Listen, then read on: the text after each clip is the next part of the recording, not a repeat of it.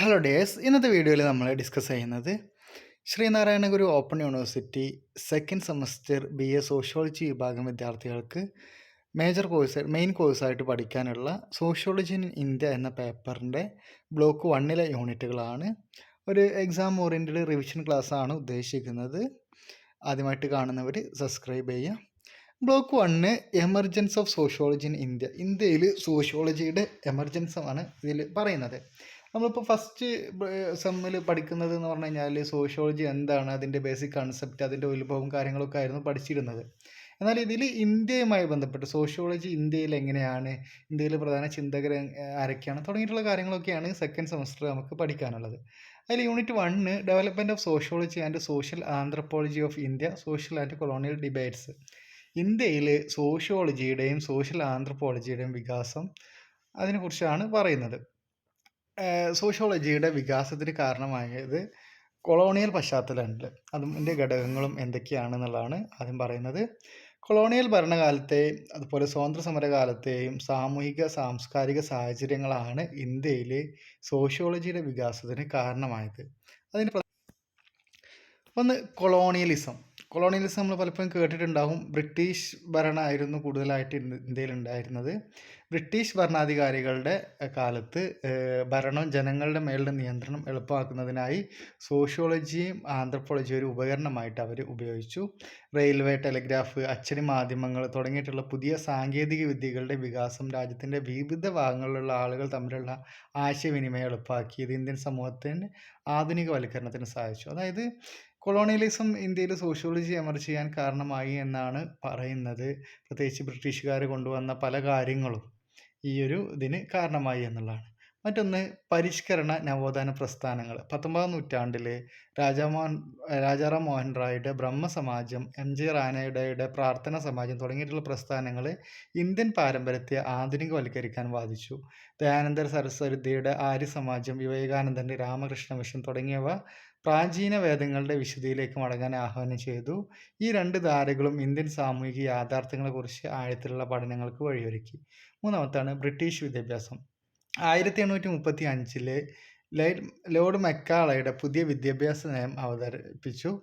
കൽക്കട്ട, ബോംബെ, മദ്രാസ് എന്നീ 3 പ്രസിഡൻസികളിൽ അവർ യൂണിവേഴ്സിറ്റികൾ സ്ഥാപിച്ചു. ഇന്ത്യൻ സമൂഹത്തിൻ്റെ പ്രത്യേകതകളും സ്ഥാപനങ്ങളും മനസ്സിലാക്കുന്നതിനായി യൂണിവേഴ്സിറ്റി തലത്തിൽ സോഷ്യോളജിയും സോഷ്യൽ ആന്ത്രപ്പോളജിയും അവർ അതിൻ്റെ ഭാഗമായിട്ട് ഉൾപ്പെടുത്തി. അടുത്തതാണ് ദേശീയതയുടെ ഉദയം.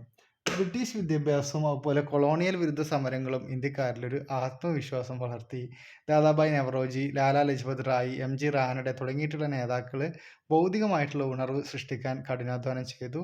RC ദത്തിൻ്റെ എക്കണോമിക് ഹിസ്റ്ററി ഓഫ് ഇന്ത്യ എന്ന പുസ്തകം ബ്രിട്ടീഷ് ഭരണം ഗ്രാമീണ സമ്പദ് വ്യവസ്ഥയിൽ ഉണ്ടാക്കിയിട്ടുള്ള തകർച്ചയെ വിശദീകരിച്ചു. മറ്റൊന്ന് സ്വാതന്ത്ര്യ സമരങ്ങൾ. ഗാന്ധിജിയുടെ രാഷ്ട്രീയ പ്രവേശനം സ്വാതന്ത്ര്യ സമരത്തെ കൂടുതൽ ജനകീയ പ്രസ്ഥാനമാക്കി മാറ്റി. ജീവിതത്തിൻ്റെ നാനാ തുറകളിലുള്ള ആളുകൾ സ്വാതന്ത്ര്യ സമരത്തിൽ പങ്കുചേർന്നു.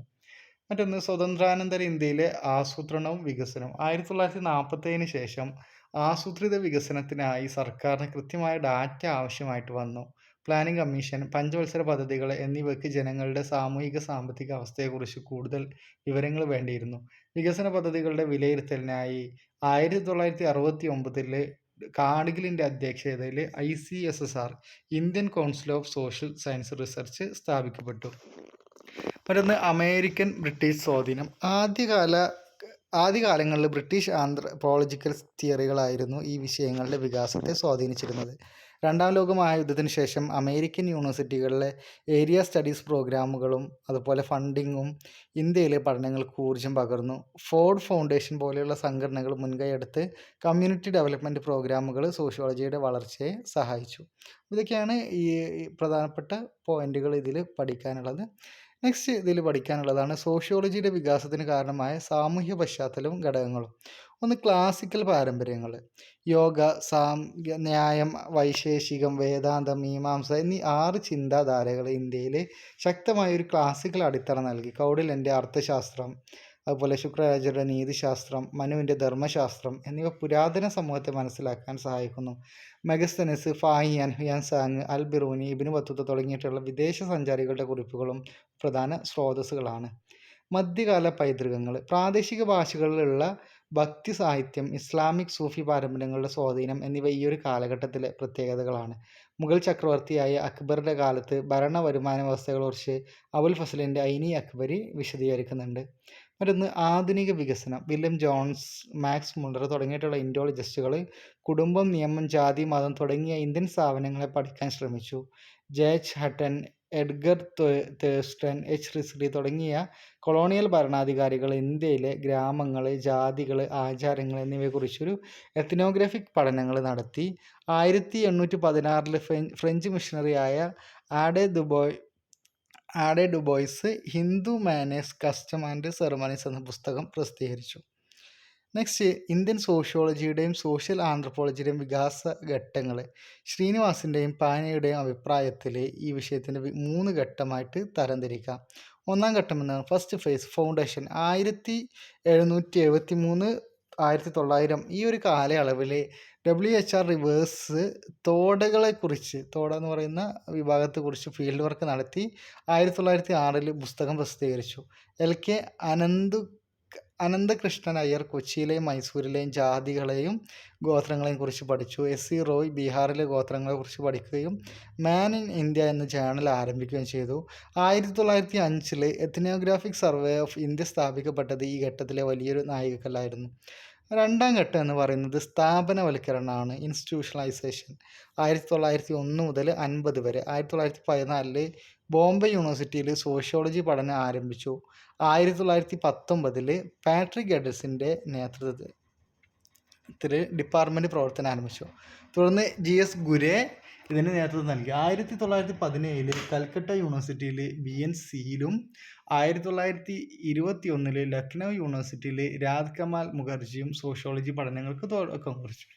മൂന്നാം ഘട്ടം എന്ന് പറയുന്നത് പ്രൊഫഷണൽ വൽക്കരണമാണ്, പോസ്റ്റ് ഇൻഡിപെൻഡൻസ്. അതായത് സ്വതന്ത്രാനന്തരം പ്ലാനിംഗ് കമ്മീഷൻ്റെ ആവശ്യങ്ങൾക്കായിട്ട് പ്രൊഫഷണൽ സോഷ്യോളജിസ്റ്റുകളുടെയും ആന്ത്രപ്പോളജിസ്റ്റുകളുടെയും ഡിമാൻഡ് വർദ്ധിച്ചു. അളവ് അടിസ്ഥാനമാക്കിയിട്ടുള്ള ഗവേഷണ രീതികളും സർവേകളും ഈ കാലത്ത് വ്യാപകമായിട്ട് ഉപയോഗിക്കാൻ വേണ്ടി തുടങ്ങി.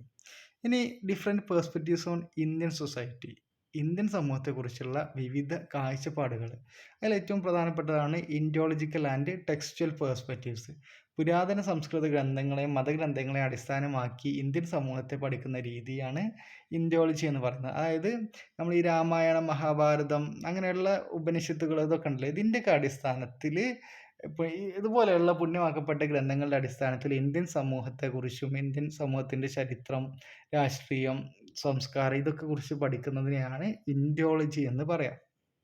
അതായത് ടെക്സ്റ്റിൻ്റെ അടിസ്ഥാനത്തിൽ പഠിക്കുക എന്നുള്ളതാണ്. GS ഗുരെ, ലൂയിസ് ഡ്യൂമണ്ട് എന്നിവരെയാണ് ഈ ഒരു സമീപനം വികസിപ്പിച്ചത്. മറ്റൊന്നാണ് സ്ട്രക്ചറൽ ഫങ്ഷണലിസം. സമൂഹത്തിലെ വിവിധ ഘടകങ്ങൾ എങ്ങനെ സന്തുലിതാവസ്ഥയും ഐക്യവും നിലനിർത്താൻ ശ്രമിച്ച് പ്രവർത്തിക്കുന്നുവെന്ന് പഠിക്കുന്നതാണ്. നേരിട്ടുള്ള ഫീൽഡ് വർക്കിലൂടെയാണ് ഇത് പഠിക്കുന്നത്. ഈ MN ശ്രീനിവാസൊക്കെ പ്രധാനപ്പെട്ട ഒരു സ്ട്രക്ചറൽ ഫങ്ഷണലിസ്റ്റാണ്. മൂന്നാമത്താണ് മാർക്സിസം. ഇന്ത്യയിൽ സാമൂഹിക യാഥാർത്ഥ്യങ്ങളെ ഭൗതികവും അതുപോലെ സാമ്പത്തികവുമായിട്ടുള്ള അടിസ്ഥാനത്തിൽ വ്യാഖ്യാനിക്കുന്ന, സമൂഹത്തിലെ മാറ്റങ്ങൾ മനസ്സിലാക്കുന്നതിന് സ്വത്ത് ബന്ധങ്ങളെയും അതുപോലെ വർഗവ്യത്യാസങ്ങളെയും ഡയലക്റ്റിക്കൽ മെറ്റീരിയലിസത്തിലൂടെ പഠനവിധേയമാക്കുന്നു. മറ്റൊന്നാണ് ടെക്സ്റ്റൽ ഫീൽഡ് കാഴ്ചപ്പാടുകളുടെ സമന്വയം, synthesis of textual and field. പുരാതന ഗ്രന്ഥങ്ങളിലെ അറിവുകളും ഫീൽഡ് വർക്കിലൂടെ ലഭിക്കുന്ന ആളുകളുടെ അനുഭവങ്ങളാണ് സംയോജിപ്പിച്ചുള്ള ഒരു പഠന രീതി. അവസാനത്താണ് സബാൾട്ടൻ കാഴ്ചപ്പാട്. ചരിത്രത്തെ ഉന്നത വിഭാഗങ്ങളുടെ കണ്ണിലൂടെ അല്ലാതെ സാധാരണക്കാരുടെയോ താഴെ തട്ടിലുള്ളവരുടെയോ കാഴ്ചപ്പാടിലൂടെ രേഖപ്പെടുത്തണമെന്ന് ഈ ഒരു സമീപനം വാദിക്കുന്നത്. സബാൾട്ടൻ ചരിത്രത്തിൻ്റെ വിഷയം മാത്രമല്ല, ചരിത്ര നിർമ്മാതാക്കൾ കൂടിയാണെന്ന് അവർ വിശ്വസിക്കുന്നു. അപ്പോൾ അത് കീഴാള ചരിത്രം എന്ന് സബാൾട്ടൻ കാഴ്ചപ്പാടിനെ പറയും. അപ്പോൾ ഈ പറഞ്ഞ ഈ 5 മെത്തേഡ് ഇത് പറഞ്ഞല്ലോ, 5 പേഴ്സ്പെക്റ്റീവ്സിലൂടെ പഠിക്കാൻ, അതാണ് വരുന്ന യൂണിറ്റുകളിൽ നമുക്ക് പഠിക്കാനുള്ളത്. നെക്സ്റ്റ് ഇതിൽ പഠിക്കാനുള്ള ഒന്നാമത്തെ യൂണിറ്റുകളിലാണ് സോഷ്യോളജിയും ആന്ത്രപ്പോളജിയും തമ്മിലുള്ള ബന്ധം. ഇന്ത്യയിൽ സോഷ്യോളജിയും സോഷ്യൽ ആന്ത്രപ്പോളജിയും ഇരട്ട സഹോദരങ്ങൾ പോലെയാണ്. പാശ്ചാത്യ സങ്കല്പത്തിൽ സോഷ്യോളജി ആധുനിക അല്ലെങ്കിൽ വ്യവസായ സമൂഹങ്ങളുടെയും ആന്ത്രപ്പോളജി പരമ്പരാഗത അല്ലെങ്കിൽ ഗോത്ര സമൂഹങ്ങളെയും പഠിക്കുന്നു. ആന്ത്രപ്പോളജി പ്രധാനമായും പാർസിപ്പൻ ഒബ്സർവേഷൻ രീതി ഉപയോഗിക്കുമ്പോൾ സോഷ്യോളജി സർവേകളും ടെസ്റ്റ് വിശകലനവും ഉപയോഗിക്കുന്നു. എന്നാൽ സ്വതന്ത്രാനന്തര ഇന്ത്യയിൽ ഈ 2 ശാഖകളും തമ്മിലുള്ള വേർതിരിവ് മങ്ങുകയും അവ പരസ്പരം സഹകരിച്ച് പ്രവർത്തിക്കുകയും ചെയ്യും. ഇതിൻ്റെ ഒരു ഇതാണ് സമ്മറി. ഫസ്റ്റ് യൂണിറ്റിൻ്റെ 3 ഘട്ടങ്ങൾ പറഞ്ഞല്ലോ, അതാണ് ഫസ്റ്റ് കാണിക്കുന്നത്. ജസ്റ്റ് നോക്കുക. 2ാം ഘട്ടം, 3ാം ഘട്ടം. അതുപോലെ ഇന്ത്യൻ സമൂഹത്തെക്കുറിച്ച് പഠിക്കുന്ന ഇൻഡോളജിൻ്റെ ഇത് കൃത്യമായിട്ട് കൊടുത്തിട്ടുണ്ട്. പുരാതന സംസ്കൃത ഗ്രന്ഥങ്ങൾ, വിശുദ്ധ ഗ്രന്ഥങ്ങളെ അടിസ്ഥാനമാക്കിയുള്ള പഠനം സ്ട്രക്ചറും. ഓക്കെ, അപ്പോൾ ഇത്രയാണ് ഈ യൂണിറ്റിൽ പഠിക്കാനുള്ളത്. Thank you.